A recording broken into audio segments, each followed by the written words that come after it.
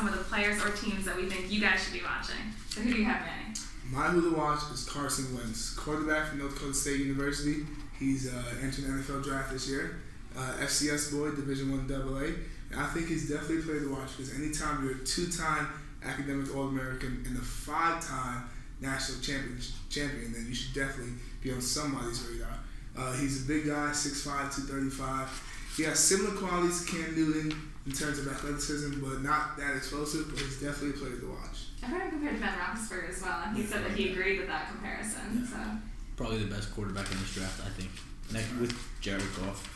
I was going to say the same thing. Yes, between those two. Who do you have to watch? Mine is an NBA team, the Charlotte Hornets. I mean, they started off the season a little shaky, but since the All-Star break, they're 12-3, and in the month of March, they're 9-1 right now, being led by none other than Mr. Cardiac Kemba Walker. Perfect timing, speaking of March Madness. The man is averaging 25.2 points, 6.1 assists, and 5.6 rebounds. Along with Al Jefferson playing well, Marvin Williams playing well. This team is clicking on all cylinders right now, and they're probably one of the hottest teams after the Warriors and Spurs in the total NBA right now. I mean, they've been comparing Kemba to the Damian Lillard of the East, being snubbed from the All-Star game and now just destroying almost every night, putting up monster stats for a guy who's 6 foot like that. I mean, it's hard to rule out the Hornets. They're number 5 in the East right now, so they have potential to climb that ladder and possibly take the division from the Miami Heat, who are skidding lately. So we'll see how the playoff picture shapes out for the Charlotte Hornets. But they're hot right now, and you can't count out Cardiac Kemba. Yeah, I think Kemba too. Right now, he's doing so well. Last season, he was 30% in 3-point percentage, and this year he's 38. So he's got a knack. He's got a knack for stepping up in March. I mean, that's one thing. It's crazy. New York City boy right there. Yes. Also in basketball, Yeah, I'm gonna go to the other coast. I want to go to my Golden State Warriors. Oh man. You're talking about teams to watch. If you haven't sat down and watched the Golden State Warriors game, you're really missing history. This is one of the best basketball teams anybody's ever seen. Magic Johnson just called Steph Curry the best basketball player that he's ever seen, the best shooter that he's ever seen. And they're just firing on all cylinders right now. Golden State Warriors have a 62-6 record. They're the fastest team to 50 wins ever, the fastest team to 60 wins ever. They're the most wins by any NBA team by the All-Star break.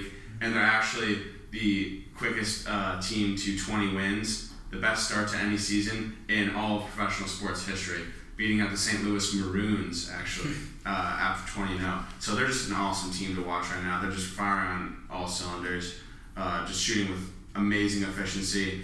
And Draymond Green, who's an all-star, is the third guy on their team. So that's just talking about how crazy the Golden State Warriors are playing right now. With crazy potential to beat the 72-win Bulls record. exactly. So it's like It's a thing to watch, especially coming down to the wire. History, Yep. yeah. They're going to break that almost like by how much? They could also get like 75 wins. It's possible.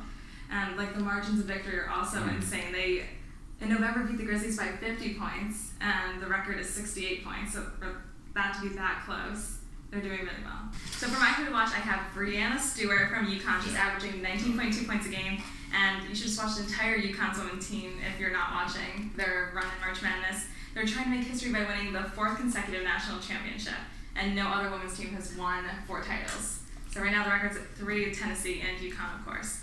And that would also give their coach, Gino Auriemma, 11 titles in his career, which would break the tie he has with UCLA's John Wooden. So a huge historical season for them. And then back to Breanna Stewart.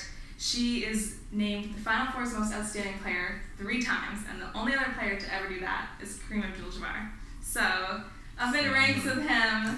That was for when he was at UCLA. So she's definitely the player to watch and the team to watch in general. So you should check out women's basketball for Division I as well. I mean, you said Breanna Stewart, and a small point that not very many people know. Her freshman year at UConn was one of her worst seasons, and she contemplated giving up basketball altogether. And now to see her, she could potentially be the best women's basketball player out of UConn, getting into the WNBA now, which is crazy to see, and it's awesome to see. Breanna Stewart probably the best. I mean, she could take on some guys. She's she's a phenomenal player. Absolutely. Phenomenal player. Absolutely. So it's good for her, and congratulations to UConn going for that title. I definitely have to go back to football, of course. Going back to Jared Goff. California's quarterback. He was really good in the combine this past, the one that just passed, and he one for starters. His hands are huge, which is always a good thing.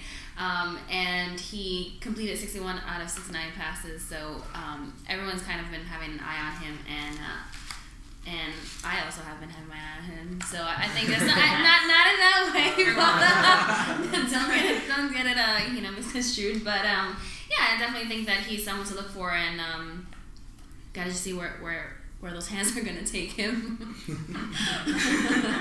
Thanks guys for watching Outboxed Sports. We have new videos every Thursday, so make sure to look at our YouTube channel as well as our social media to see what we're up to next. Bye guys! Take care.